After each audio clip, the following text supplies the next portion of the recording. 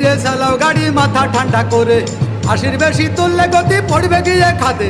ধীরে ধীরে চালাও গাড়ি, ইঞ্জিন ভালো রবে, 80 বেশি তুললে বেশি অ্যাক্সিডেন্ট হবে।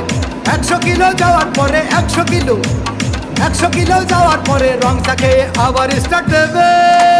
যত কোথাও কাজ হবে না বন্ধ হয়ে যাবে, যত কোথাও কাজ হবে না বন্ধ হয়ে যাবে।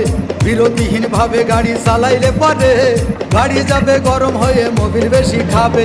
বিরতিহীন ভাবে গাড়ি চালাইলে পরে গাড়ি যাবে বন্ধ হয়ে, তেল বেশি খাবে।